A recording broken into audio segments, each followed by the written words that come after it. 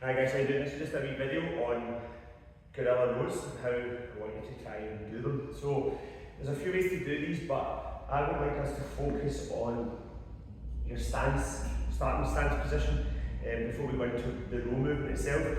So what we're looking for is a really quite a wide stance, like feet outside of shoulder width, and then I want you to come down into the start position by really hinging over at the hips, so it's sticking your backside right out, until you feel a stretch right up here at the top of your hamstrings, possibly in towards your groin area. So I just want you to get down nice, so go chest up, okay, but you want a really nice diagonal. So what we don't want is this position, right, so we don't want a horrible sort of rounded back when we're doing this. I want you to really focus on hinging back, right stance, and hinging back. And that length that you're getting through the spine, just think the length of the spine is going to come through the length and the length in the glutes and the hamstrings as well. So you're going to incorporate the posterior more, the hamstrings and glutes.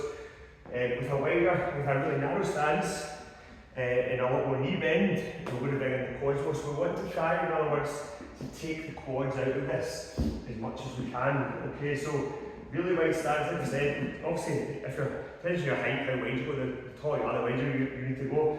And I want you to really focus, you should feel tension, as I said, in the inside part of your thigh, but you want a nice flat back.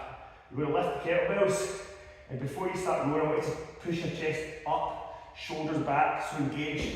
You should engage through the upper back muscles, scapular back. You should feel a huge amount of tension on this exercise as soon as you pull the kettlebells up and pull them back. So I want you to protract your shoulder blades without bending your elbows before you begin the row. Okay, so there, like that. Okay, so not like this, like that. Okay, so like I said, open your feet up at 2 o'clock, 10 o'clock, chest up, and then you're going to row. You can either row simultaneously, or you can row one and then the other.